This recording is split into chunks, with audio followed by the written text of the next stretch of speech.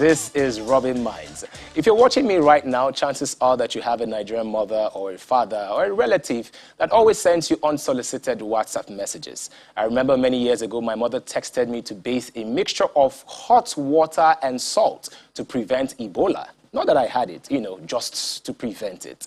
Many years later, she sends the exact same text. This time around, she edited it for COVID. She said, Nna, please bathe hot water and salt to prevent COVID. I don't even want to talk about all of those messages you get threatening you to send that particular message to 10 people in order to get 10 blessings. And if you don't do that within 10 hours, you're going to have 10 curses.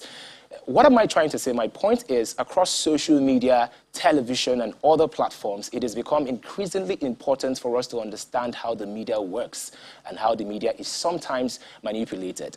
To discuss media literacy, how the media can power authentic stories, facts, and narrative, is a media consultant, Funke Treasure. Thank you so much for coming. Thank you for inviting me. Oh, I like your accent. It's really nice. Thank you. Okay. Also joining us is Titi Lockbear. Titi is also a journalist. Hello, Titi. Hi. It's nice to have you. I know. It's nice. It's nice for me. It's really nice to be on your show. You're a journalist, so you're used to saying it's nice to have you. So it's really nice to be on your show. Okay, so let's get straight into it, Titi. Tell me, how can we pass this information to people to understand how the media works so we can avoid issues of fake news, etc., etc.? All right. I think the very first thing is this. Before we start thinking of fact-checking, we need to breathe. We need to pause. So once you're sent a piece of information that you're not sure of, pause before you say. Before you go on WhatsApp and you have the long press and then you forward, just pause. And then if you do not have like the required information that you need to fact check certain information, it's advisable to refer to a fact checker or a media journalist. So a journalist, I mean. So usually I tell my parents, I like the example you gave when you started this show. I usually tell my parents, you know what, you have a WhatsApp group platform, don't just share anything like that. Once you get an information that you're not sure of, please just send to me first. Then let me verify for you. Because you're saving millions of people like chaotic incidents if you do not share messages that you cannot verify. So if once you have you're able to you start with that, you have gone a long way in even just helping us, we fact checkers and journalists, helping us to curb the spread of fake news. So, and then if you want to go the length of actually verifying such information, there are like tools, fact-checking tools that you can actually make use of. You have the Thin Eye, you have Google image reverse tool, where you can actually upload certain content image and check if that image is still current, if it's still valid or not. And also, it's also important to check the date in which you see that piece of information. If that piece of information is not correct, it's possible that the fake news is actually valid, but it's something that has happened way before now. So it's important, and those people who are trying to like push out that narrative, they are trying to link the past and the present together. So it's important that you check the piece of the currency of the information, if it's actually accurate. And also, it's important to check the source. If the source is not an expert, please dissuade from sharing such information. And also very important, when you cite a fake news, you would know if it's a fake news, if it goes along a certain narrative. Usually the core of journalism is word balance, and you're always, the fake news has a certain narrative without getting to hear the other side of the story. So if you're seeing that someone is trying to sell you something, trying to advertise something to you, or trying to tell you or sell you a certain narrative, then you should know that it is a red flag. So yes, those are the key ways to know how to curb the spread of fake news. That was very, very, very comprehensive. All right. So Titi, I need us to break it down now. All right. Treasure, I need you to break it down right now.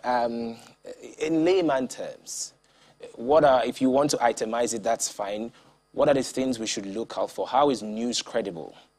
In layman terms. How is news credible? Yes, how do I First of identify all, credible news? Two things. You look at the content and then you look at the source. Who's your source? I remember back then when I used to co-anchor, I'll ask my co-anchors, what's your source? You're giving me this for us to use on air. Where did you get it from? Because where you get it from points to whether it's authoritative or not, whether it's believable or not, whether there's authority there or not.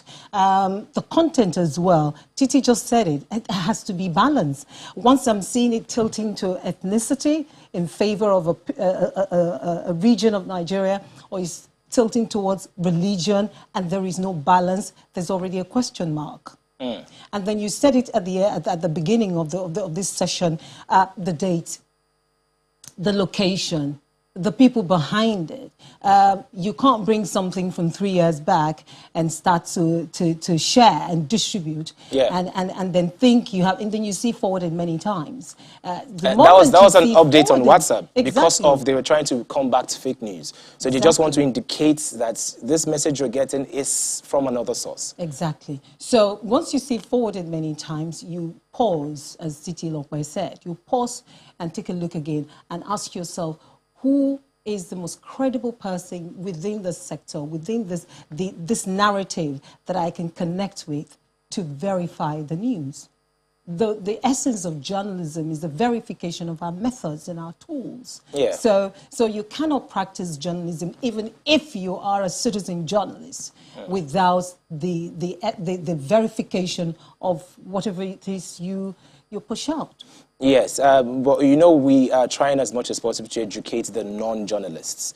We live in a world where news is so decentralized. People are more likely to get their news off social media first before tuning into a TV channel to get their news. So for such people like that, you know, things happen really fast. They might not necessarily go through all of these processes. So for my mother, for instance, what would you tell my mother to do when she gets the news on her WhatsApp, when she gets the news on her Twitter or whatever social platform she's using currently? You know, what is the quickest way to actually verify that particular news? Look, see, nowadays we all belong to one WhatsApp group or the other. And if you're smart, you also belong to specialized WhatsApp groups so that when you find particular information, you can send it there. For instance, there's been news all over the place. Olu Jacobs is dead. The man is not dead. What did Punch do? Punch decided to speak with the wife and then shared it. So everyone knew this man is hale and hearty and is eating ogbono soup at home, according to the wife. You know, that's one. For our mothers, our parents, our non-journalists, it is about responsibility. It's good to be responsive, but it's also good to pause, check in your mind. We have said a few things. If it is tilting towards a side, if it's tilting towards and favoring a particular narrative, you need to check it again. It's not, I tell people, it's not be the first to share, it's be the first to verify. You must know somebody who you hold in high esteem in terms of communication, that you can say, is it true? I hear this, is it true? And then if that person says, I'm not sure, then don't. There's been this campaign about social media, about WhatsApp, about, you know, these media platforms that we use, social media platforms that we use, that you don't share what you're not sure of. You don't share what you're not sure of. Do not. If in doubt, don't. Leave out. That's what we say in the newsroom. For the people listening to us, laymen who are not in journalism, it's don't even try, don't share it. Because you'll be heating up the polity. You'll be adding to the crisis in the nation at the moment in terms of security. There's a lot of distrust out there. So, Titi, sometimes we come from a particular region. So, Madam Treasurer just said that you should try as much as possible to separate yourself and don't move with the crowd.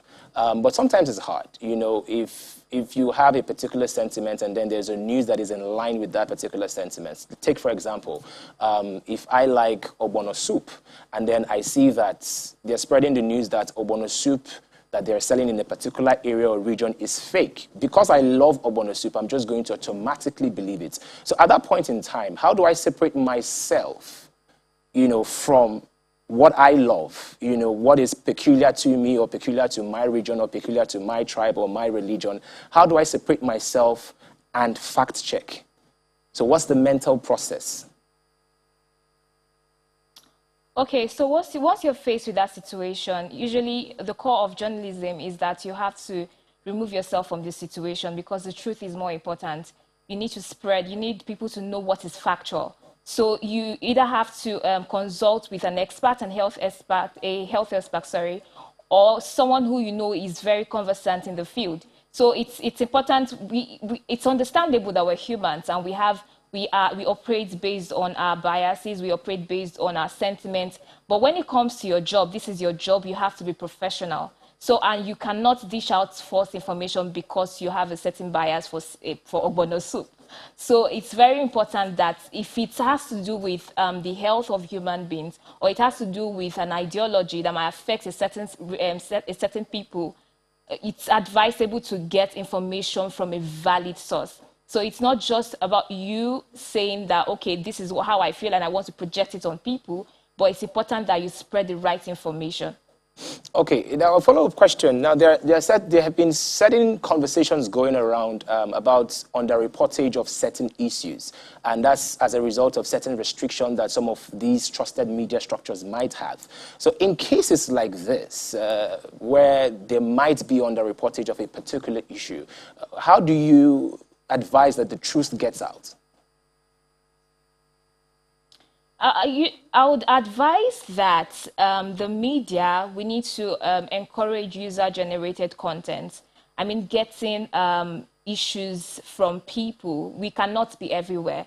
You can't report all issues. You will get overwhelmed. So on issues that are underreported and people come to meet you that, oh, we have this piece of information, I mean, it's right. It's advisable to also hear their side of the story. So I usually advise that you make use of user-generated content, in as much as it gives your platform like credibility because you are trying to bring different diverse communities together. It creates a sense of belonging in the minds of people who are underreported. They value you, and once one person values you, definitely their family and friends sees that, oh, okay, you are creating this form of affinity for us, and then you're putting your platform in a better light. So user-generated content, I totally endorse.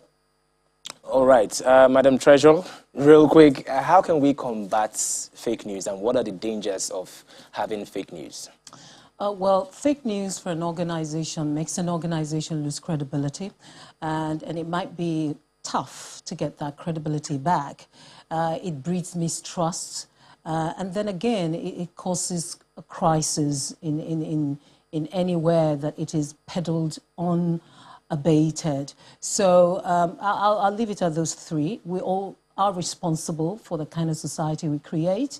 We all are responsible for the kind of things we share. That's what media literacy is about, that you're educated enough to know that this will ruin my neighborhood. This will not augur well for the nation. Yeah. This will bring disunity, and you do not want to be part of creating that. Yeah. So we do not want people creating chaos with news that they're not sure of, with, even if it's user generated, we want to be sure that what you're sending to media organization, whether online or traditional, are verifiable. User-generated, yes, but we know that citizen journalists have put a lot of people in trouble. Yeah. We remember some people sitting somewhere and cooking up stories about some herdsmen going into one barracks at some point, and then only for us to discover 2-3 days after that these are just people sitting around computers and just inventing things from their imagination. So we all need to be very careful. Yeah. So I want us to talk about accountability. As much as you just pointed out that sometimes fake news can come from user-generated content, but also we know that the media is a platform to hold not just the government accountable, but even people around us. So how can we be more accountable using the media? How can we be more accountable using the media? Well, the media is plural. The media already is responsible for holding the government accountable. So what the people should do is watch what the media is doing, listen to what the media, read what the media are pushing out, because media is plural.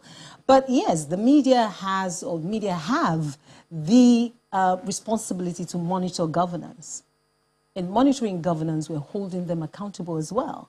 Because if we combine all the things that we necessarily will use, for instance, investigative journalism, data journalism, and solution journalism, we combine all those three, and we use that to monitor governance, to demand justice, social justice, economic justice for people who are voiceless, and then we're inclusive in the representations that we reflect in our work, whether published or published work, or oral, audio or video. It's important that we continue to do that. Okay. I know that people. We're out of time. Yeah. No, I totally understand. Okay. Thank you so much for coming, Funke Treasure. Also, Titi Lokbe Fadare, thank you so much for joining me today. You guys have really made the show a wonderful show. Thank you very much. All right, it's been such a great show. We started off with the answers, then we talked about profiling, and of course, how we can dress properly, and now we've rounded it up with media literacy. What a packed show. Same time, same station next week. I'm Hero Daniels. See you.